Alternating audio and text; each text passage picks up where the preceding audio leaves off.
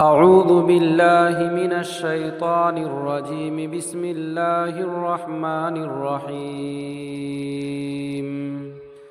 الرحمن علم القرآن خلق الإنسان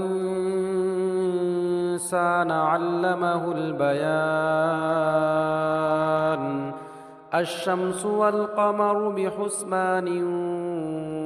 والنجم والشجر يسجدان والسماء رفعها ووضع الميزان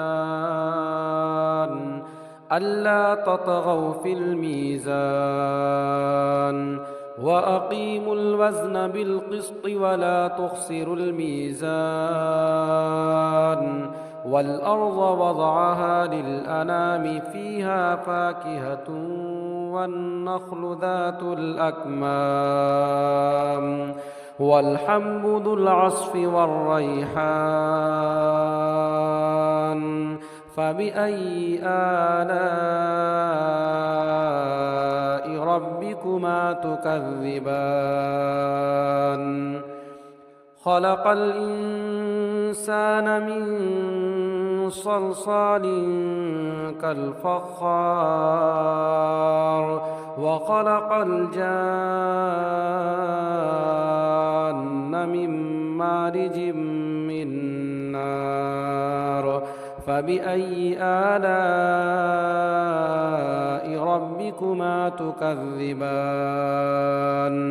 رب المشرقين ورب المغربين فبأي آلاء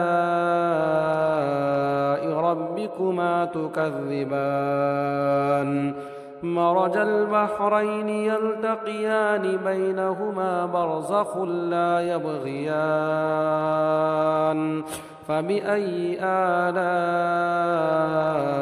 ربكما تكذبان يخرج منهما اللؤلؤ والمرجان فبأي آلاء ربكما تكذبان وله الجوار المنشآت في البحر كالأعلام فبأي آلاء ربكما تكذبان كل من عليها فان ويبقى وجه ربك ذو الجلال والإكرام فبأي آلاء ربكما تكذبان يسأله من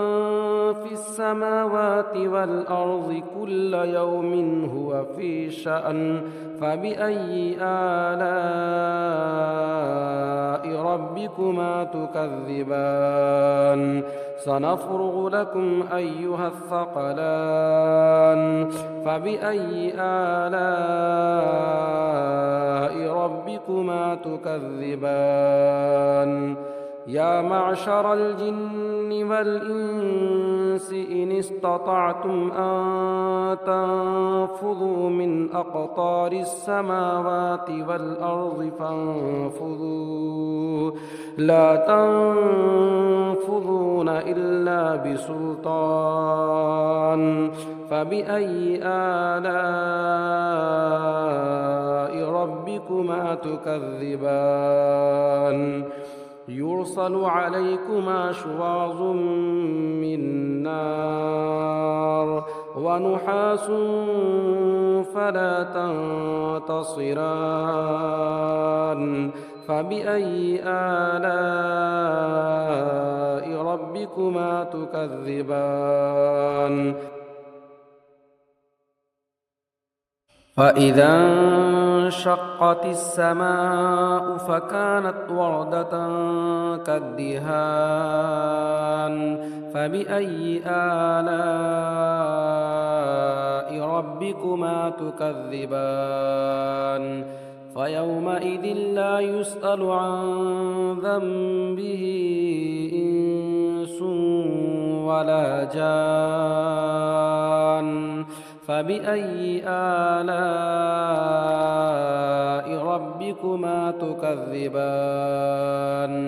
يعرف المجرمون بسيماهم فيؤخذ بالنواصي والأقدام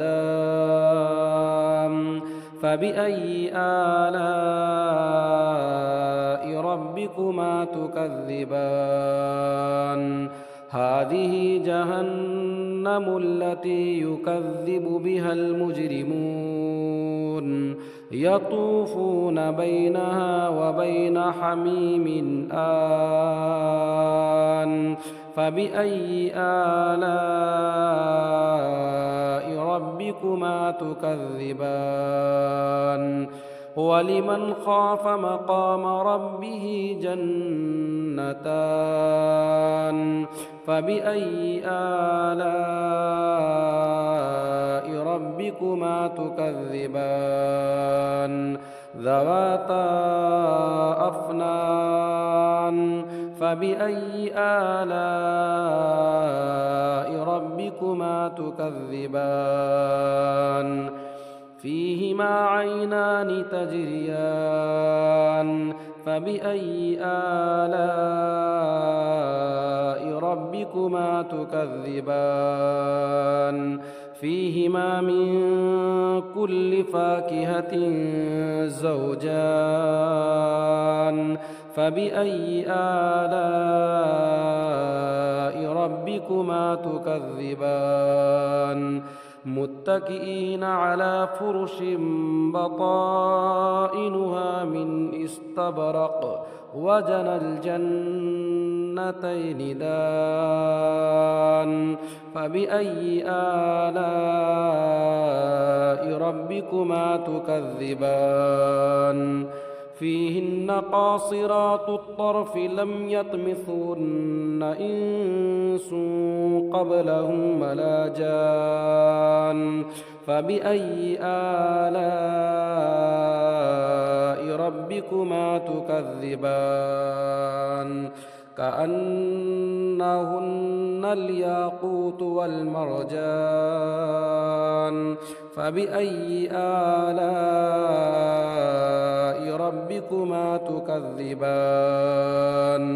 هل جزاء الإحسان إلا الإحسان فبأي آلاء ربكما تكذبان ومن دونهما جنتان فبأي آلاء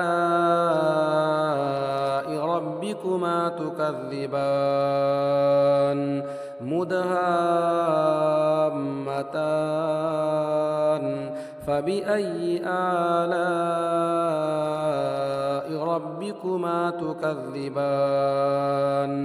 فيهما عينان نضاختان فبأي آلاء ربكما تكذبان فيهما فاكهة ونخل ورمان فبأي آلاء ربكما تكذبان فيهن خيرات حسان فبأي آلاء ربكما تكذبان حور مقصورات في الخيام فبأي آلاء